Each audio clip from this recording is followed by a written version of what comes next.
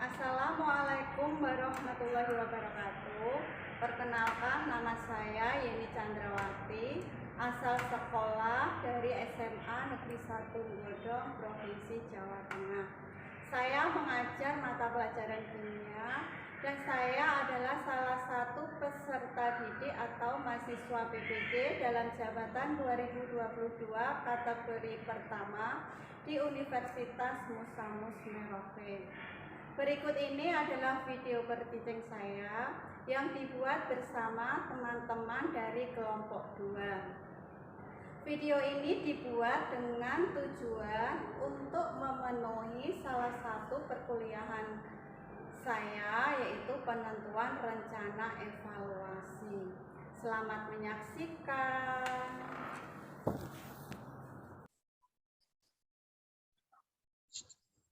Assalamualaikum warahmatullahi wabarakatuh. Waalaikumsalam warahmatullahi wabarakatuh. Semangat pagi anak-anak. Ibu. Selamat pagi, Bu. Masih semangat ya untuk hari ini. Kenapa saya bilang semangat?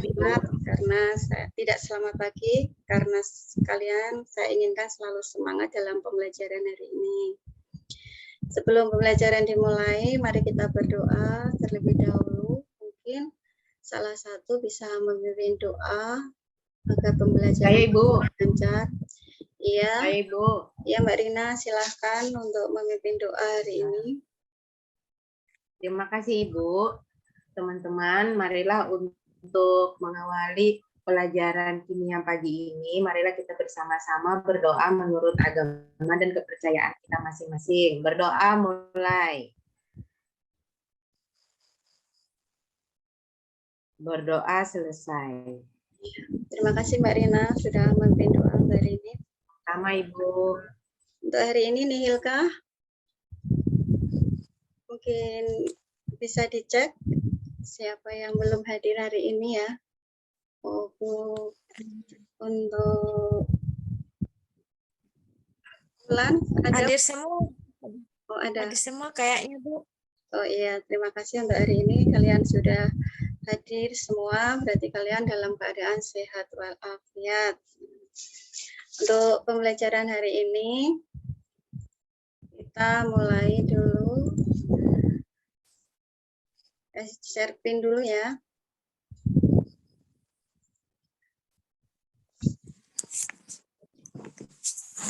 Terlihat? Nah, sudah terlihat anak-anak? Lihat Ibu. Yang ada di gambar ini, mungkin kalian sudah pernah tahu ya, sudah pernah makan ya. Ada gambar apa di sini? Krim, Bu. Iya, ini ada gambar es puter. Ada yang pernah makan es puter? Pernah, Bu. Pernah, Ibu. Iya. Es puter meskipun di sini tidak ada kulkas, tapi tetap ini nanti ada hubungannya dengan materi yang akan kalian pelajari. Untuk materi hari ini kita akan mempelajari sifat koligatif larutan yang keempat, yaitu tentang penurunan titik beku. Masih ingat nggak sifat koligatif larutan selain penurunan titik beku ada apa lagi? Macam-macam sifat koligatif larutan. Mungkin ada yang masih ingat untuk pembelajaran yang sebelumnya. Tekanan osmotik, Bu. Mungkin apa? Tekanan osmotik. Selain itu, Kenaikan titik didih, Bu. kenaikan titik didih. Terus yang ketiga ada penurunan tekanan uap. Itu sifat koligatif larutan ya. Untuk materi yang dulu jangan ya, untuk materi hari ini yaitu tentang penurunan titik beku. Tujuan dari pembelajaran ini dari melalui model pembelajaran problem based learning di sini dengan menampilkan video animasi atau gambar, peserta didik diharapkan dapat menganalisis, membedakan dengan cara berpikir tingkat tinggi kritis, kreatif, berkolaboratif, dan berkomunikatif pada kegiatan pembelajaran, yaitu tentang penurunan titik beku, serta nanti dapat menyajikan hasil dari materi tersebut. Nah, sebelum ke materi, mungkin kalian masih ingat sedikit tentang larutan. Siapakah yang pernah membuat suatu larutan, anak-anak di rumah? Pernah nggak membuat larutan? Pernah, Bu. Larutan apa contohnya di sini? Larutan gula, Bu. Pernah buat Larutan larutan gula. gula. Ketika kalian membuat larutan gula, berarti di situ apa yang kalian larutkan? Ada apa saja komponennya untuk larutan gula? Gula, Ibu. Gula dan Iya, air. itu ada gula dan air. Gula dan air. Di situ dibuat larutan dengan cara diapakan? Diaduk, Bu. Diaduk. Ketika diaduk di sini akan menjadi, gulanya terlihat enggak ketika kalian membuat larutan? Tidak, Bu. Ya, karena sudah mencampur menjadi satu. Nah, di sini berarti larutan di sini ada dua komponen, yaitu zat terlarut sama pelarut, membentuk suatu larutan. Zat terlarutnya, kalau tadi membuat larutan gula, berarti zat terlarutnya adalah Gula. gula, pelarutnya berarti adalah Air, air. Bu. Nah, berarti di sini sudah menyatu membentuk larutan. Karena sudah tidak terlihat, maka di sini komponen antara zat terlarut sama pelarut itu menjadi sama, menjadi homogen. Nah, di sini bisa kalian lihat ya, gula dan air di sini bercampur menjadi sama atau menyampur menjadi satu, membentuk campuran homogen. Nah, itu yang dinamakan larutan. Nah, banyaknya zat terlarut di silanya dengan penurunan titik beku apa atau konsentrasi larutan itu ini ya. Konsentrasi larutan itu adalah banyaknya zat terlarut dalam suatu larutan. Konsentrasi larutan sendiri di sini ada beberapa. Yang pertama, satuan konsentrasi larutan yang pertama itu ada molaritas. Molaritas itu adalah satuan yang menyatakan jumlah mol suatu zat dalam 1 liter larutan.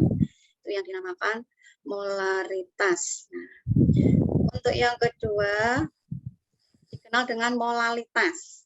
Kalau tadi molaritas. Nah, ini molalitas. Jangan sampai kebalik ya. Bedanya di sini. R lambangnya ada M kecil, nah molaritas itu lambangnya M besar. Untuk molaritas sendiri itu adalah satuan yang menyatakan jumlah mol suatu zat dalam 1 kg larutan. Untuk molaritas di sini karena dalam 1 kg rumusnya adalah N kali 1000 per P.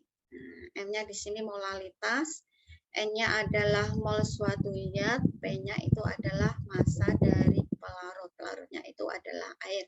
Tapi di sini untuk yang molalitas yang tadi, yang molaritas ini satuannya adalah liter volumenya. Tuh, rumusnya adalah M sama dengan N per P. N-nya itu mol, terus V-nya ini, ini P ya, V-nya itu adalah volume. Terus yang ketiga di sini ada fraksi mol. Satuan konsentrasi larutan yang ketiga ada fraksi mol. Fraksi mol di sini adalah perbandingan jumlah mol suatu zat terlarut atau zat pelarut dengan jumlah mol total yang ada dalam sebuah larutan. Untuk fraksi mol. X sama dengan XT plus XP. XT-nya itu fraksi mol zat terlarut, XP-nya adalah fraksi mol zat pelarut. Untuk simbolnya itu XT-nya. Terus untuk penurunan titik beku, hubungannya dengan penurunan titik beku di sini. Titik beku sendiri itu adalah suhu pada saat tekanan uap cair di sini. Misalkan di sini ada di pelarut. Nah, ini punya digambarkan ini. Ada ya pelarut, di sini juga sama. Itu suhunya akan di bawah 0 derajat. Nah, hubungannya dengan molaritas tadi, untuk penurunan titik beku sama dengan Kf kali molaritas. Delta TF-nya ini penurunan beku, titik beku. KF-nya itu adalah tetapan penurunan. Nanti modalitasnya digunakan untuk menghitung penurunan titik beku. Untuk penurunan titik beku di sini ada tabel. Nah, ini untuk pelarut-pelarutnya, titik bekunya. Tapi di sini biasanya pelarutnya adalah air. Untuk ketetapan titik bekunya biasanya digunakan adalah ini 1,86. Untuk materi dari penurunan titik beku, untuk rumus-rumusnya hubungannya dengan konsentrasi larutan. Terus di sini faktor-faktor yang mempengaruhi penurunan titik beku. Faktor-faktor yang mempengaruhi penurunan titik beku di sini ada beberapa. Yang pertama itu ada konsentrasi larutan. Konsentrasi larutan tadi diingat ya, banyaknya zat terlarut dalam suatu larutan. Elektrolit larutan, sifat elektrolit larutan. Masih ingat nggak pelajaran yang dulu larutan sendiri itu kan ada dua. Ada larutan elektrolit sama larutan non elektrolit ya. Ya, nah larutan elektrolit itu saya listrik. Nah, ya, siapa yang bisa larut? Masih ingat nggak pelajaran yang dulu larutan saya elektrolit? Bu. Ya, Miss Dani, Bu. Larutan elektrolit adalah larutan yang dapat menghantarkan arus listrik. Larutan yang dapat menghantarkan arus listrik. Nah, larutan non elektrolit berarti larutan yang kebalikannya Bu, yang tidak bisa menghantarkan arus listrik. Tidak dapat menghantarkan listrik ya. Nah, itu untuk sifat elektrolit larutan. Terus faktor yang mempengaruhi penurunan titik beku yang banyaknya ya. Terus yang selanjutnya ada kemurnian zat. Nah, terus semakin tinggi kemolalan maka di sini faktor-faktor yang mempengaruhi penurunan titik beku. Terus yang selanjutnya yaitu contoh penerapan penurunan titik beku. Ini dalam kehidupan sehari-hari penurunan contohnya yaitu ada pembuatan es krim. Nah, itu tadi dari gambar yang awal kok bisa, nah tadi es puter ya, es puter atau es krim itu kok bisa membeku. Nah, itu bagaimana tadi. Terus yang kedua, contoh yang kedua yaitu anti beku pada radiator motor. Yang ketiga di sini digunakan untuk anti beku dalam tubuh hewan. Nah, empat salju ya yang di daerah dingin-dingin, pan salju. Itu untuk penerapan dari penurunan titik beku dalam kehidupan sehari-hari. Nah, sekarang kalian tadi malam sudah ini kasih LKPD-nya ya? Iya, Bu. Sudah tentang LKPD, yaitu mungkin bisa dibuat kelompok-kelompok untuk pembuatan es puter tadi. Nah, mungkin bisa dibuat kelompok-kelompok mulai ada 6 ya, mungkin bisa dibagi 3 kelompok ya.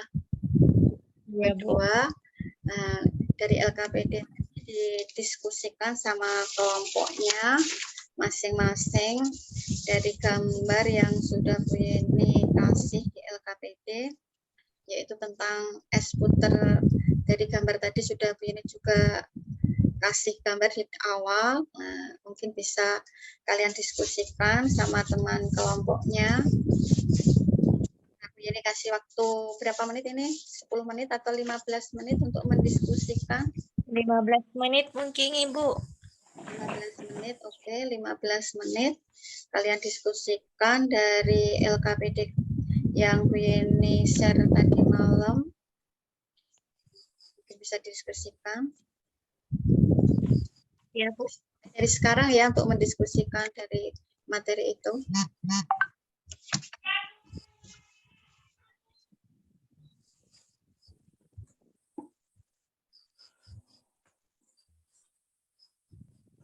Sudah bisa?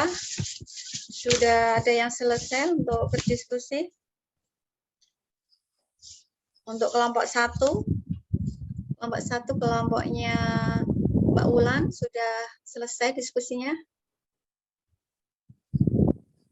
Sedikit lagi, Bu.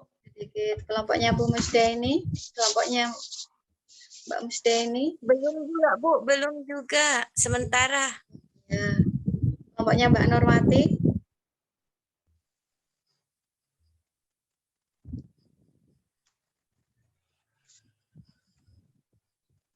Saya kasih waktu lagi ya 5 menit ya untuk mendiskusikan.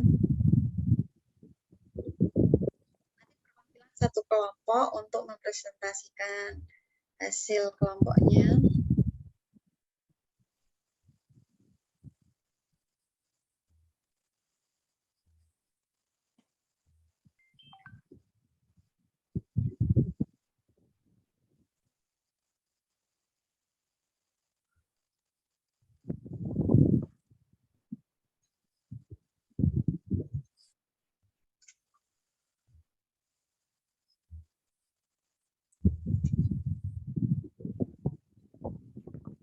Kelompok 1 sudah, Bu. Kelompok 1 sudah. Ya, Bu. Kelompok 1 bisa mempresentasikan hasil kelompoknya, ya. Mbak Ulan Ya, untuk Bu. pilih kelompoknya, mungkin bisa. Ya, Bu. Terima kasih atas kesempatannya, Bu. Saya akan presentasikan hasil diskusi saya bersama teman-teman kelompok. Yang pertama, mengapa es putar di dalam gerobak tetap membeku meskipun sudah berkeliling dalam waktu yang lama? Menurut kami, karena pedagang es menaburkan garam dalam wadah es batu. Yang kedua, mengapa membutuhkan es batu pada pembuatan es putar? Nah, karena es batu akan menyerap kalor dari adonan es putar, sehingga es putar dapat membeku. Yang ketiga, apa fungsi penambahan garam pada bongkahan es batu pembuatan es putar? Yaitu untuk menurunkan titik bekunya, jadi es putar bisa cepat membeku dan membentuk kristal. Sekian Ibu. Assalamualaikum warahmatullahi wabarakatuh. Waalaikumsalam warahmatullahi wabarakatuh. Terima kasih untuk kelompok Ulan itu mewakili materi ini ya untuk diskusi hari ini. Untuk kelompok lain nanti ke materi berikutnya. Ya, Bu. Di sini sudah betul untuk jawaban dari Mbak Ulan, mungkin bisa kasih tepuk tangan untuk kelompoknya Mbak Ulan. Tepuk tangan. Ya, untuk selanjutnya di sini mungkin contoh soal dari tadi ya untuk penurunan titik beku. Nah, ini untuk contoh soal dalam penerapan dari rumusnya tadi. Berapakah titik beku larut dalam 100 gram air? Nah, di sini massa molar urea itu 60 gram per mol dan KF airnya itu ketetapan airnya adalah 1,86. Nah, dari sini kita mencari mol urea. Mol urea itu adalah massa per mr. Nah, mr itu molekul relatif, jadi sama dengan 10 per 60. Mol ureanya ketemu 0,17. Nah, berarti di sini mol urea dibagi massa air. Berarti 0,17 mol dibagi 0,1 sama dengan 1,7 mol. Hitungan titik beku larutan apabila diketahui massa dari pelarutnya. Dari sini untuk pertemuan kali ini berarti di sini kalian sudah mempelajari yaitu tentang larutan tadi ya. Larutan sendiri itu adalah campuran homogen yang terdiri dari zat terlarut dan zat pelarut yang larut pada wilayah tertentu dalam suatu larutan. Terus yang ketiga ada satuan konsentrasi larutan. Konsentrasi larutan di sini ada molaritas, molalitas, terus ada fraksi mol, titik beku. Penurunan titik beku sendiri itu adalah suhu pada saat tekanan uap cair sama dengan tekanan. Nah, untuk pembelajaran hari ini sudah selesai untuk yaitu penerapan dalam pembuatan es puter. Nanti kalian cari literaturnya dalam pembuatan es puter berikutnya. Untuk hari ini saya akhiri, ketemu lagi pertemuan berikutnya. Assalamualaikum warahmatullahi wabarakatuh. Waalaikumsalam warahmatullahi wabarakatuh. Terima kasih Ibu.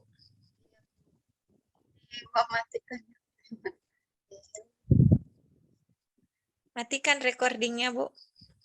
Ya, Bu. Ya, recordingnya. supaya enggak terlalu banyak diedit.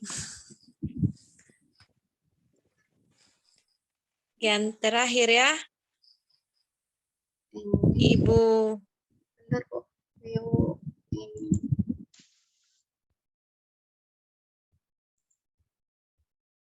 Mohon bantuannya, Bu. Ini stop recording sudah.